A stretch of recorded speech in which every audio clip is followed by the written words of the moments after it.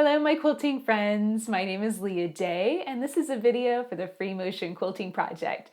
I just received my next Quilty box for September and it's full of lots of fun gear. So let me show you what came in the box and what I'm planning to make with it. So you might not know what a Quilty box is. Basically, it's a subscription box of gear that you get filled with quilting tools and supplies and a little fabric every single month.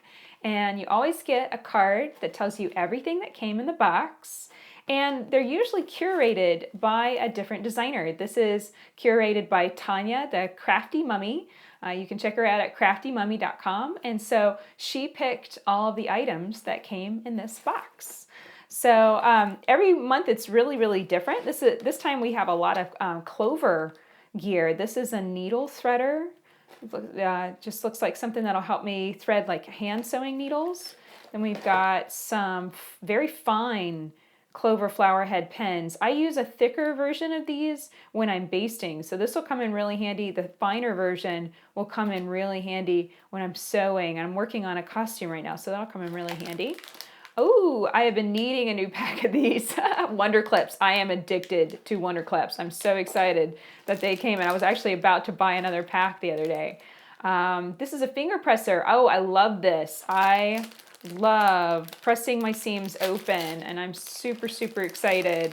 This is a tool. It's got like a flat wedge shape, and so that's going to make it really easy to get inside seams and press those open. Super excited about that. Always need refill blades, so that's super cool. We've got these, read a little bit more about these. These are like little strips that go on the bottom of your foot if you're stitching over something challenging. So that's kind of cool, foot magic. And then our fabric, we've got small dots, pre-cut fabrics, and the packs are 14 per pack. So I think I'm gonna put them together and grab some other fabric, and I think we're gonna make a really cute, really bright baby quilt. So let's get started with that. So I've been taking a look at these dots and I just think they're so bright and cheerful. And I could easily just make a quilt putting these together. And we've got 2 packs, it's 28 squares. You could totally make a cute little baby quilt off of just these squares, just as they are. But I kind of like the idea of mixing these with another fabric. So I've grabbed just a pack of Kona solid charm squares. And I've actually grabbed 2 packs of these because I have a kind of something funky in mind. I like the solids too because my focus is free motion quilting and I want the free motion quilting to show.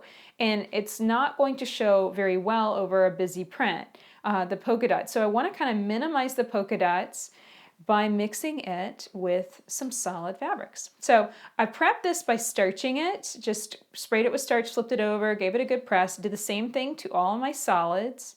So they're ready to go too. And I'm just going to layer them right sides together and grab a ruler and mark a diagonal line from corner to corner. For some reason, triangles are like my favorite thing right now. So I am giving in to that impulse and I am going to do something super triangle-y with this. So you want that diagonal line marked and you can take a look and see what your half square triangle is going to look like. It's going to look something like that when we get it done. And what we're going to do is take this to the sewing machine and we're going to stitch 1/4 inch to the left and 1/4 inch to the right of this center mark line. So let's get to the machine and give this a stitch. So I'm just going to place this under my needle and line up. I've got a Patrick foot here that has 1/4 inch to either side. So I could line this up either this way or this way. It totally doesn't matter. So I'm going to line it up here. And what I'm doing is I'm just lining up the edge of the presser foot with that marked line and just keeping those squares nice and together along the edges. Just keep them aligned.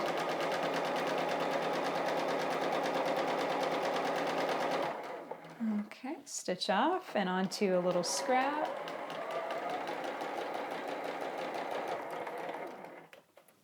And then flip it around and do the exact same thing off the opposite side. Most patchwork feet only have 1/4 inch to that right side, so that's the way I'm demonstrating it, but it really doesn't matter. Either way, as long as it's a nice 1/4 inch seam allowance.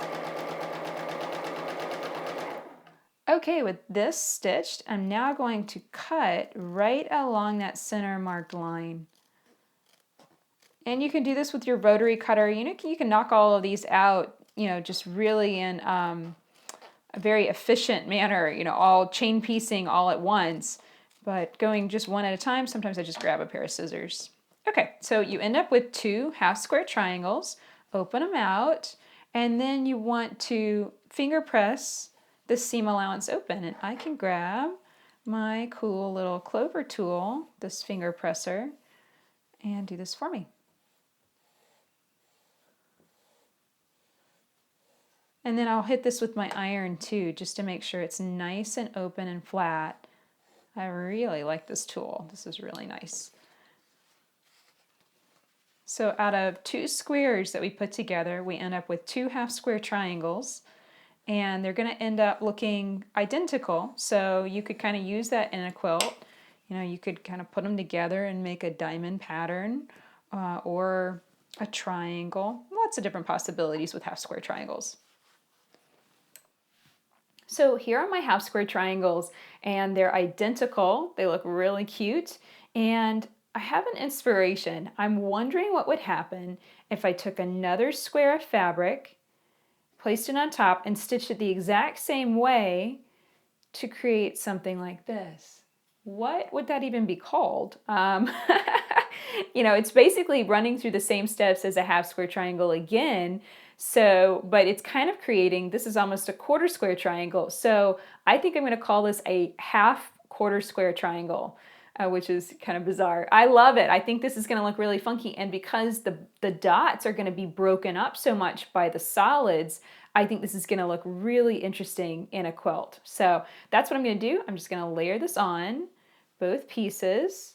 Grab another one here for this one. And what we're going to do is just, again, draw that diagonal line and stitch 1/4 inch to both sides. I do this with all of my blocks. Now I'm off to the machine to stitch these. So I've stitched 1/4 inch to either side of that center line, just the exact same way we did the first time. And now I'm going to cut the 2 triangles apart. So just cut right along that center line. Now, if you're doing these, if you're batching, definitely use a rotary cutter. Just line up a ruler down the center, and that will make this a lot faster. And cut it apart, and then again, you want to be really careful and gentle as you finger press the seam allowance open. I grab that tool and give it a quick press. And I like finger pressing first and then hitting it with my iron, just simply because that really gets it nice and open, and I'm not trying to then kind of gouge it with the tip of my iron to get the seam open. It's much more flat. And you want to be kind of careful and gentle with this. This is all on the bias. All of these pieces are on the bias, and they can be kind of manipulated out of shape. You can be a little too aggressive with it. Okay, so I ended up with all of these squares, and there's so many cool things that we could do with this. And what I really like is how much this breaks up the dots kind of in a lot of solids, where I could really play and have a lot of fun with my free motion quilting design on top of this. So I cannot wait to come up with all of these and play with all the different color combinations. And the cool thing about this is that even if you aren't exactly dead on with your 1/4 inch seam allowance, it doesn't really matter, because this is finished and I'm going to cut the whole thing down now to a square shape. So it looks like the closest square shape is probably going to be 4 1/4, which is kind of an odd number, but I don't think it really matters. I think, 4 1/4 or just 4 inches dead. Cut all of them down the same size, and it really doesn't matter what your seam allowance is, as long as all of them are going to be trimmed down the exact same size, then they're all going to go together just right. So I've taken the time to piece and cut down all of my blocks, and they ended up cutting down to 4 inches square. And the reason is, working with pre-cuts is not exact, and I found that when I lined up my ruler with the diagonal seam, and I had this diagonal seam lining up on my ruler too, it was kind of tricky to get both of them cooperating at the same time. and I had to trim more of the block down than I was expecting. So they're all 4 inches square, and that means that they will finish at 3.5 inches. And you can already see just kind of the random arrangement. 2 blocks where the polka dots are, you're always going to end up with something rather asymmetrical. You're going to have the big triangles. So you could do like a big funky flying geese with the big triangles, but understand your polka dots are always going to be in random arrangements. They're not always going to be where you think they're going to be. When I started playing with this, I realized that the polka dots were really showy. And so I started trying to think, okay, well, what can I do to really emphasize that? And we could try, kind of a ring of diamonds and just do rows of these diamond sheeps. And that would be kind of cool. You could do a border and just have this be the edge, either the inside edge or the outside edge, just these cute triangles on the edge. That'd be kind of cool. And then, of course, blocks. You could do a pinwheel block really easily. Let's see here. I kind of like that. I think that really stands out. And even if the fabrics all around it are really showy and really stand out, I don't think it's going to matter. The polka dots really stand out so well on their own that I think that they're going to do the job for you. They're really going to, kind of just be yelling, hey, look at me. So I think that'd be kind of cool. One thing that I started thinking about was maybe cutting more solid fabric or another pack of pre-cuts down and maybe trying, placing that solid square right in the center, and that would create this diamond effect. So I really like the 2 of those. I really like the pinwheel and I like this diamond. So I'm going to play around with the layout and just spread everything out across the table and just figure out what I'm going to do, and I'll meet you back here when I've figured out what I've done and pieced it all together. So here's what I've created. I put together all of those half-quarter square triangles to create this Hokey Pokey crazy quilt, and it really is quite a crazy quilt. Hopefully you can see where we have some pattern created from the polka dots. I put them together so that they form this diamond shape and ran that across in rows, and then in between we placed these pinwheels. So it really came together and combined those 2 block styles, and I really love the effect. It was challenging to piece because all of these colors are so bright and the polka dots are so bright, and it was kind of hard to line everything up, but I absolutely love how it's finished up. If you're wanting to make your own version of this quilt, you are going to need 4 packs of solid 5-inch pre-cut squares. Of course, you could mix, you could do prints and stuff, but I really think that solids would be nice to make your polka dots really stand out. So definitely give this a try, and I challenge you to make something awesome with the materials that come in your Quilty box every month. It's really fun, and it's a great way to be creative on the fly, maybe create something brand new, challenge yourself to get out of your comfort zone, and I think that you're going to have tons of fun trying this every month. You can learn more about Quilty Box and sign up at quiltybox.com. And of course, you can find more of my videos at freemotionproject.com. Until next time, let's go quilt.